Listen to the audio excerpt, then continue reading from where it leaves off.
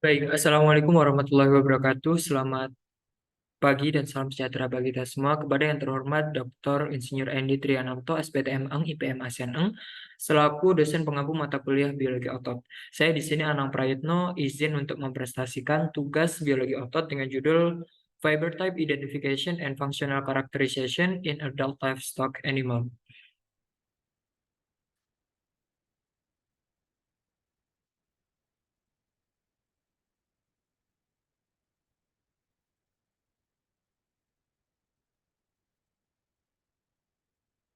Baik, sebagai pendahuluan, bahwasanya definisi dari fiber type sendiri adalah keanekaragaman molekul yang merupakan hasil gabungan dari dua mekanisme pengaturan ekspresi gen, yang mana dia terdiri dari dua jenis, yaitu regulasi kuantitatif dan kualitatif dalam ekspresi gen. Kemudian istilah isoform sendiri menunjukkan protein yang serupa, namun tidak identik karena struktur dan menunjukkan sifat fungsionalnya yang berbeda pula.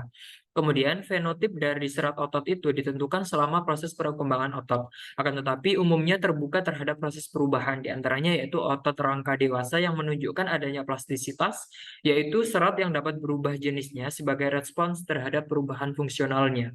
Nah, fenotip ini atau fenotip serat ini dapat diubah oleh variasi pelepasan pola saraf, kemudian beban mekanis ataupun rangsangan hormonal yang timbul.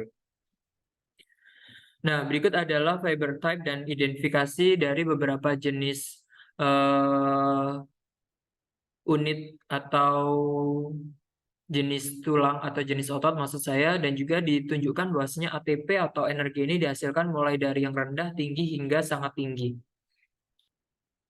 Kemudian jenis serat dan isoform myosin. Myosin sendiri dianggap sebagai penanda molekuler dari jenis serat atau yang paling melimpah proteinnya adalah jenis myosin. Kemudian myosin ini dikaitkan dengan kinetika spesifik aktomyosin dan juga adanya proses hidrolisis ATP atau energi. Kemudian myosin sendiri merupakan heksamer yang terdiri dari dua rantai berat atau MHC, dua alkali ringan dan juga dua rantai ringan regulasi atau MLC dengan variasi ukurannya masing-masing. Nah, rantai ringan ini juga terdapat dalam beberapa isoform. Setidaknya terdapat 4 gen yang mengkode MLC regulasi dan juga terdapat 4 gen pula yang mengkode alkali MLC. Kemudian metode identifikasi jenis serat pada mamalia itu terdiri dari 4 jenis, yaitu yang pertama histokimia, imunohistokimia, kemudian gel elektroforesis dan juga imunoblotting, serta biologi molekuler. Yang pertama adalah histokimia, yaitu sesuai dengan penelitian awal pada hewan laboratorium yang ukuran kecil, bahwasanya jenis ternak yang memiliki serat hewan itu telah diklasifikasikan berdasarkan aktivitas miosin ATPase atau MATPase. Kemudian enzim glikolitik dan juga oksidatif metabolik. Di sisi lain, resistensi asam dan juga alkali ini sendiri bergantung pada metode yang digunakan dan memberikan hasil yang berlawanan untuk jenis serat cepat yang memiliki molekul yang sama.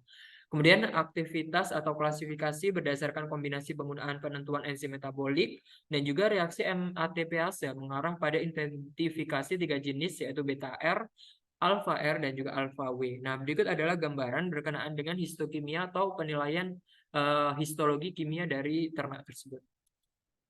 Yang kedua adalah imunohistokimia, yaitu penggunaan antibodi yang ditunjukkan atau ditujukan terhadap isoform MHC yang mana umumnya dianggap sebagai penanda jenis serat tersebut itu termasuk jenis serat yang apa. Kemudian serat pada ternak ini secara histokimia diidentifikasi sebagai tipe 1 atau 2A yang mana ia mampu mengekspresikan MHC, di mana MHC 2A ini serupa dengan yang diekspresikan serat dalam bentuk yang lambat. Kemudian interpretasi pola yang diperoleh dengan metode histokimia dan imunohistokimia ini seringkali menjadi sulit karena adanya serat hibrida yang mengandung lebih dari satu isoform MHC. Kemudian yang terakhir adalah untuk mengidentifikasi secara lengkap semua jenis serat pada setiap spesies hewan, maka harus diperhatikan bahwasannya setiap otot hewan itu mengandung beberapa jenis serat saja, bukan keseluruhan. Kemudian yang ketiga, gel elektroforesis dan immunoblotting, di mana pemisahan elektroforesis isoform MHC ini mewakili pendekatan langsung untuk mendistribusikan serat otot tunggal ke jenis tertentu atau menentukan komposisi otot tertentu. Nah, immunoblotting ini menyediakan cara untuk menghubungkan pemisahan elektroforesis dengan reaktivitas antibodi ataupun anti-MHC tertentu. Nah, pendekatan elektroforesis ini ampuh dan juga berguna hanya bila didukung secara memadai oleh immunoblotting dan disertai dengan studi serat tunggal yang spesifik. Kemudian hanya isoform MHC yang lambatlah yang sampai saat ini mampu bermigrasi secara konsisten di semua spesies ternak. Sedangkan isoform MHC yang cepat ini mengubah laju migrasinya dari satu spesies ke spesies yang lain. Seperti yang tertera pada gambar, bahwasanya terjadi perbedaan antara gambar A dan juga gambar B terkait dengan karakteristik gel elektroforesis dan juga immunoblotting yang mempengaruhi pada jenis ternak. Kemudian yang keempat adalah biologi molekuler, di mana identifikasi isoform MHC ini yang tepat dan handal ini hanya dapat dicapai dengan menentukan urutan nukleotida atau urutan asam amino. Kemudian identitas isoform MHC sarkomer ini berkisar antara 78-79% atau 98%, dan juga lebih tinggi ketika ortolog MHC atau isoform yang sesuai dengan spesies berbeda ini dibandingkan dengan paralog MHC atau isoform MHC berbeda pada spesies tertentu. Kemudian ekspresi terkoordinasi isoform protein myofibriller dalam menentukan kinerja kontraktil ini terdiri dari beberapa cara. Yang pertama adalah sensitivitas kalsium, yang mana sensitivitas peralatan myofibriller terhadap Ca2+ ini telah dipelajari pada serat yang mengalami permeabilitas, di mana gaya isometrik keadaan lunak ini diukur dalam larutan pengaktifan dengan konsentrasi kalsium yang berbeda. Kemudian meskipun sensitivitas dari Ca2+ ini ditentukan oleh isoform dari protein, pengatur tropomyosin dan juga troponin, akan tetapi protein lain juga terlibat di dalamnya. Dan juga telah diketahui bahwasanya fosforilasi myosin ini mengatur sensitivitas dari Ca2+, di mana isoform MHC dan juga isoform C protein juga berperan di dalamnya. Yang kedua adalah kecepatan pemendekan maksimum dan keluaran daya. Di mana kecepatan pemendekan maksimum dan keluaran daya puncak adalah dua parameter mekanis yang dalam kondisi aktivasi kalsium maksimal paling baik itu menentukan laju pembangkitan energi mekaniknya. Kemudian kecepatan pemendekan maksimum dan daya puncak menunjukkan peningkatan nilai dari serat yang mengekspresikan MHC lambat ke serat yang mengekspresikan MHC2A, di mana MHC2A, MHC2X, dan juga terdapat MHC2B, seperti yang tertera pada gambar. Kemudian yang ketiga adalah terkait dengan konsumsi energi, di mana dalam kondisi isometrik, laju pembelahan dari ATP ini berlangsung 3-4 kali lipat lebih lambat pada serat tipe 1 dibandingkan pada serat tipe 2B. Kemudian serat tipe 2A dan 2X ini hanya menjadi perantaranya saja.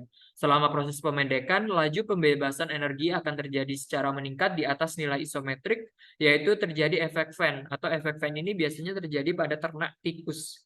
Dan penentuan serat tunggal ini menggunakan metode spektrofotometri dan juga probe fluorescence untuk mendeteksi fosfat anorganik, kemudian mengonfirmasi bahwasanya konsumsi ATP ini meningkat selama pemendekan, baik itu pada serat yang bersifat lambat maupun serat yang bersifat cepat.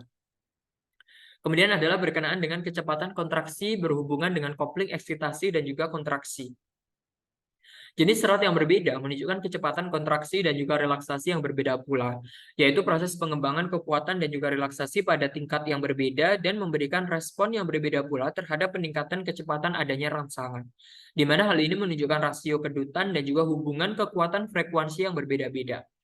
Nah, pelepasan kalsium dalam serat otot rangka ini mengikuti pembukaan saluran kalsium retikulum sarkoplasma, di mana umumnya diindikasikan sebagai reseptor ryanodin atau RYR yang diaktifkan potensial aksi oleh sensor potensial sarkolema yang diwakili oleh saluran kalsium yang terletak di tubulus T, yaitu dihidropiridin reseptor atau DHPR, yang mana sifat membran listrik ini berbeda antara serat yang lambat dan juga serat yang cepat.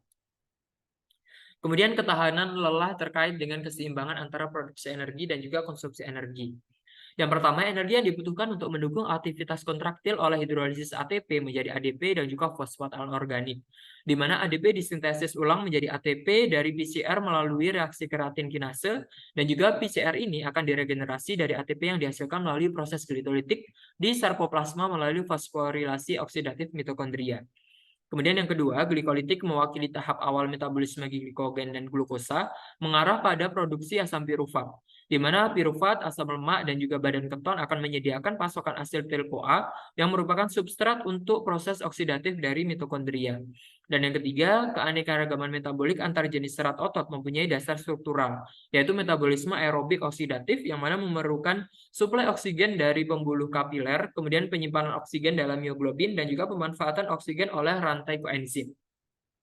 Kemudian yang keempat adalah konsumsi energi serat otot sangat rendah pada saat istirahat dan akan meningkat selama proses aktivitas kontraktil, di mana total konsumsi energi dapat diperkirakan dari jumlah ATP yang dikonsumsi oleh ATPase, miofibrilal, dan juga ATP yang dikonsumsi oleh transport ionik, sesuai yang tertera pada gambar di slide berikut. Kemudian berikut adalah beberapa perbedaan komposisi jenis serat otot pada ternak mature atau ternak yang dewasa. Yang pertama adalah kuda, di mana komposisi jenis serat otot ini mendapat perhatian besar mengingat kemungkinan hubungan antara kinerja dan juga pelatihan.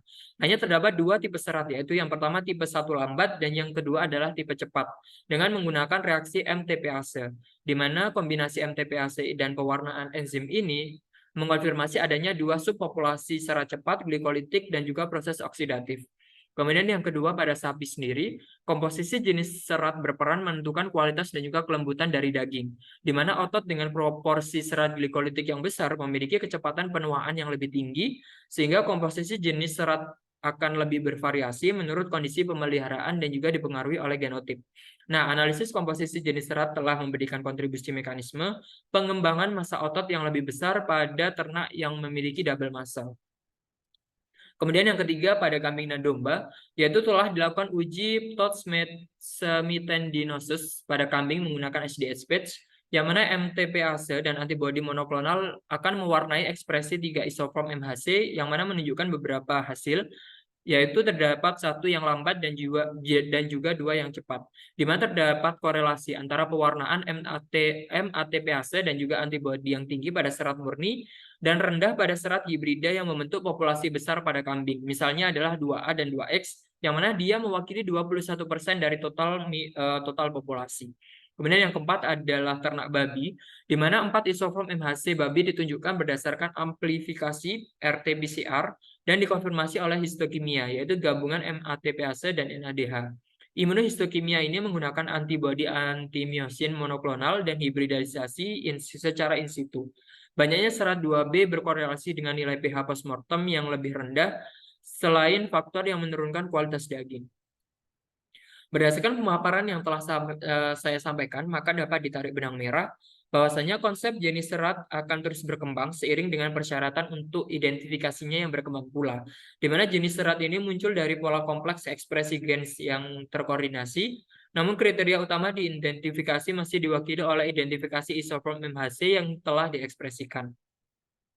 Di mana metode apapun yang didasarkan pada pemisahan elektroforesis, histokimia, dan juga imunohistokimia ini mungkin menunjukkan keterbatasannya apabila diterapkan dari satu spesies ke spesies yang lainnya, sehingga metode ini alangkah baiknya diterapkan secara spesifik ke jenis ternak tertentu. Cukup sekian yang dapat saya sampaikan, kurang lebihnya mohon maaf. Saya akhiri, wassalamualaikum warahmatullahi wabarakatuh.